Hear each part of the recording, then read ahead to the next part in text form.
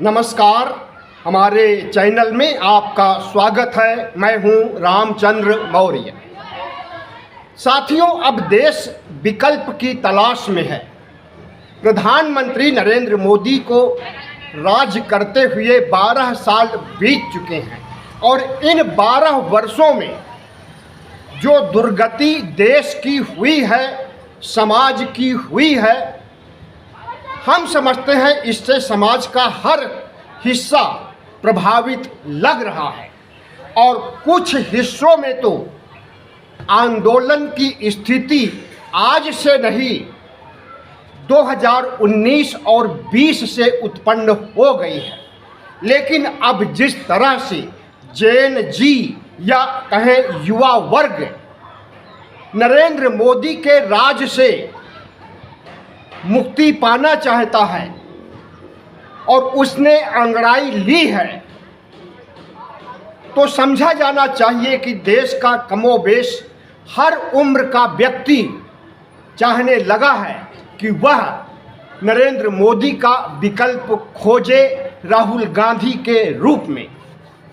लेकिन प्रधानमंत्री नरेंद्र मोदी, उनका मंत्रिमंडल, उनका आईटी सेल, उनका आरएसएस, उनका भगवा गैंग, उनका अंधभक्तों का कुनबा नरेंद्र मोदी को सबसे बड़ा और सबसे लोकप्रिय प्रधानमंत्री चिन्हित करने में लगा हुआ है।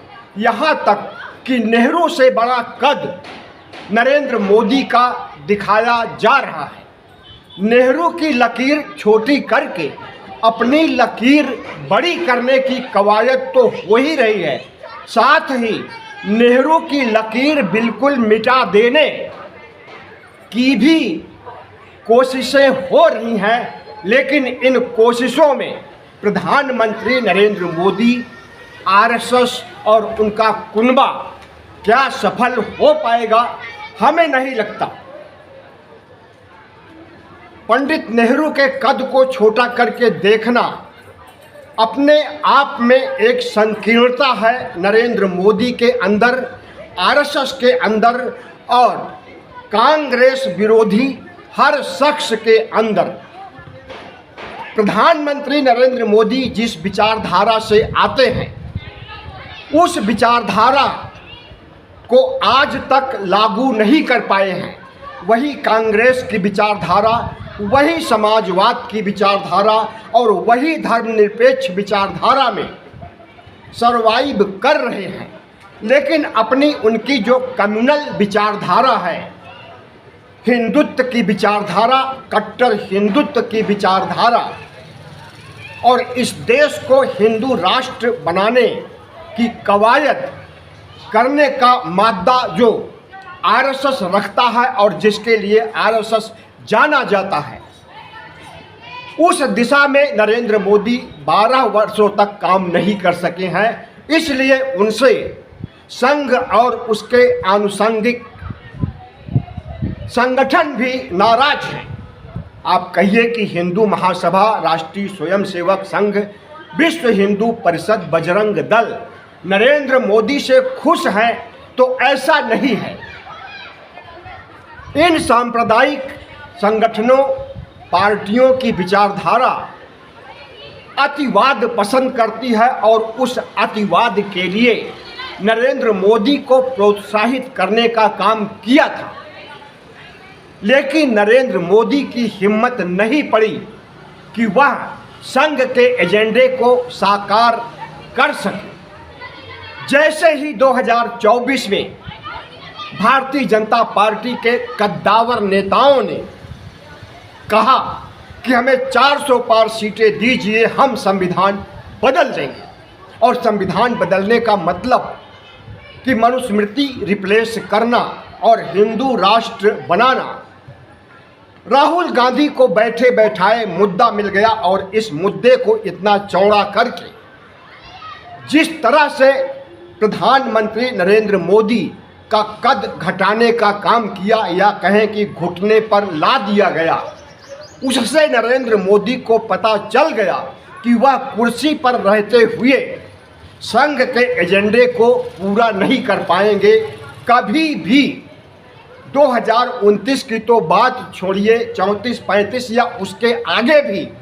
अगर भारतीय जनता पार्टी की सरकार बनती है तब भी वह हिंदू राष्ट्र नहीं बना पाएंगे, संविधान नहीं हटा पाएंगे, क्योंकि इस देश में संविधान और धर्मनिरपेक्ष भारत की जड़ें, लोकतंत्र की जड़ें बहुत गहराई तक मौजूद हैं और उन्हें खोद करके उखाड़ फेंकना नरेंद्र मोदी, मोहन भागवत और पूरे भगवा टीम के बस की बात नहीं है।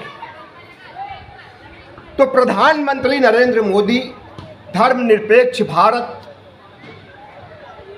को हाँकते हुए शासन चलाना अलग बात है, लेकिन देश को हाँकना अलग बात है।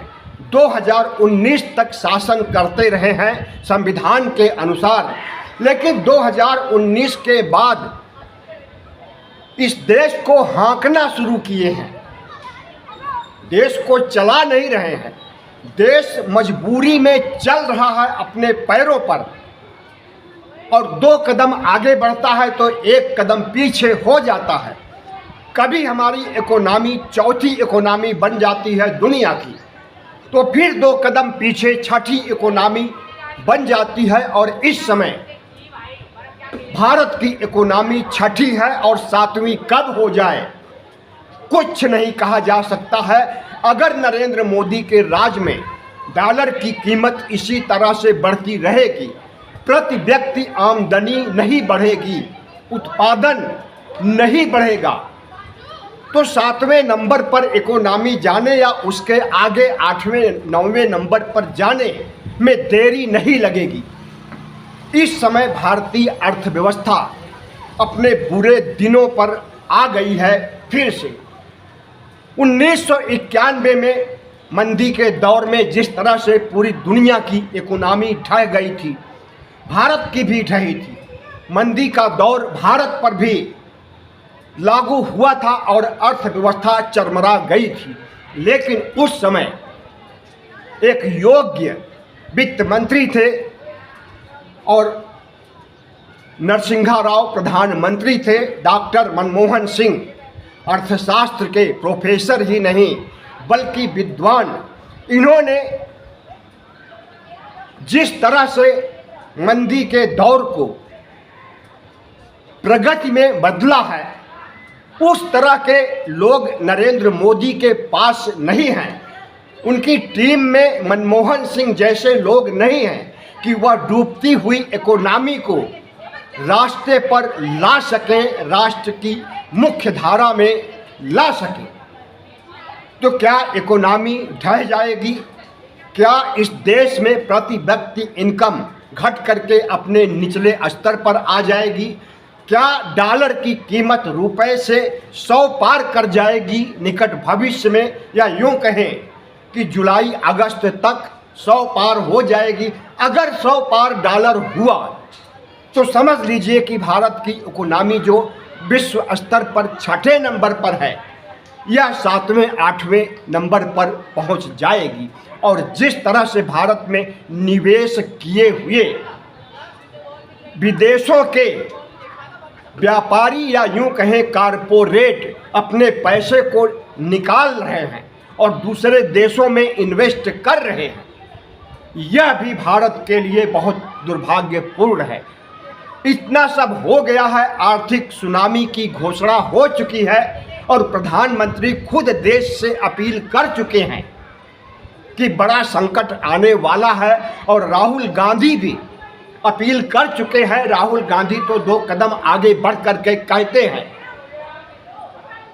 कि इकोनॉमिकल सुनामी की वजह से नरेंद्र मोदी की सरकार गिर सकती है 1 साल के अंदर।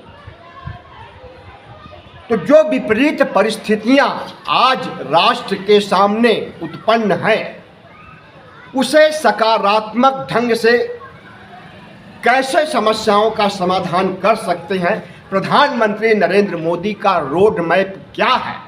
क्या विपक्ष को परेशान करके, विपक्ष का खात्मा करके वह इकोनॉमी को संभाल सकते हैं? कतई नहीं। क्या अमेरिका, चीन और रूस के सामने सरेंडर हो करके नरेंद्र मोदी अपनी अर्थव्यवस्था में सुधार ला सकते हैं? कतई नहीं।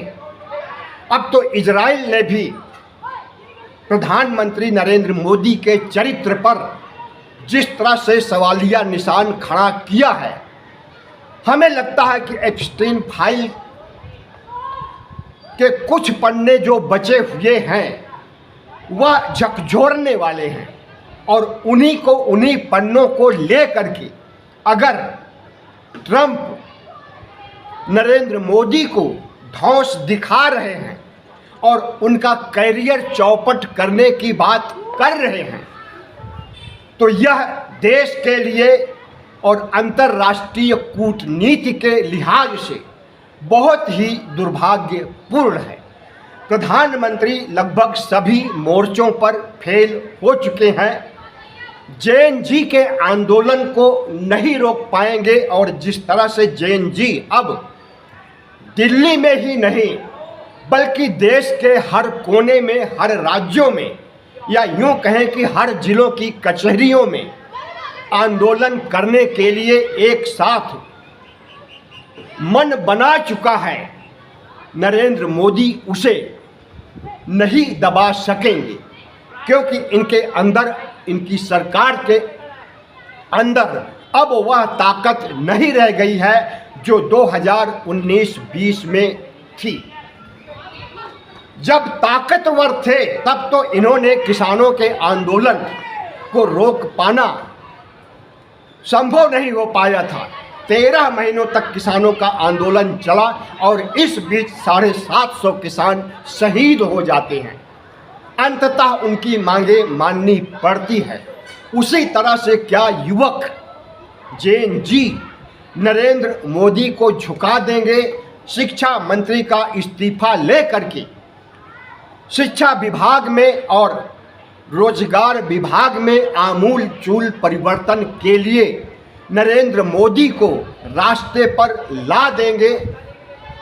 हमें लगता है कि अब जो कुछ युवा चाहते हैं वह करना ही पड़ेगा, और राहुल गांधी ने जो संकेत दिए हैं कि नरेंद्र मोदी चुनाव आयोग के प्रमुख Gyanesh Kumar, CBI, ED, IT के प्रमुख को जिस तरह से राहुल गांधी ने चुनौती दिया है और उन्हें सत्ता बदलने के बाद देख लेने की धमकी दिया है, उससे नरेंद्र मोदी और उनका पूरा कुनबा हिल गया है, और कुनबे के बहुत से लोग, ब्यूरोक्रेट राहुल गांधी के पक्ष में खड़े हुए दिखाई दे रहे हैं, और वह राहुल गांधी को सारी सूचनाएं अगर लीक कर रहे हैं और राहुल गांधी इसे सार्वजनिक रूप से स्वीकार कर रहे हैं कि ज्ञानेश कुमार से संपर्क उनका बना हुआ,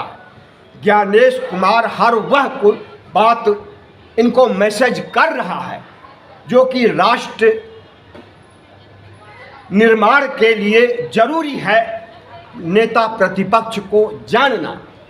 तो नरेंद्र मोदी की कमजोर नब्ज को अब ब्यूरोक्रेसी भी नहीं पसंद कर रहा है, क्योंकि ब्यूरोक्रेसी को पता है कि मोदी सरकार 2024 में बन तो जरूर गई लेकिन अपने बूते नहीं बनी है, और यह सरकार साम दाम दंड भेद और ऑपरेशन करके बचाई भी नहीं जा सकती है।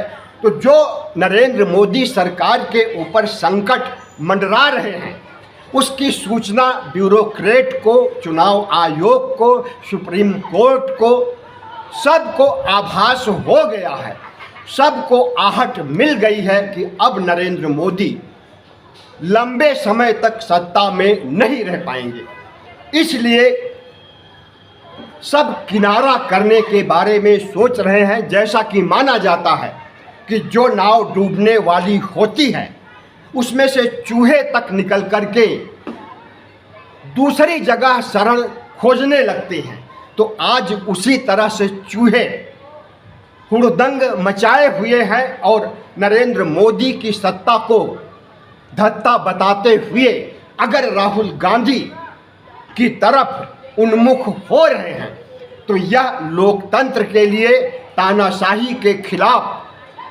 अहंकार के खिलाफ एक सकारात्मक संकेत है। और हम समझते हैं कि अब नरेंद्र मोदी जिस दलदल में फंसे हैं उससे जितना ही निकलने की कोशिश करेंगे उतना ही धंसते जाएंगे, तब तक जब तक इनकी सत्ता धराशायी नहीं हो जाएगी। वीडियो अच्छा लगा हो तो चैनल को सब्सक्राइब कीजिए, लाइक कीजिए और शेयर कीजिए।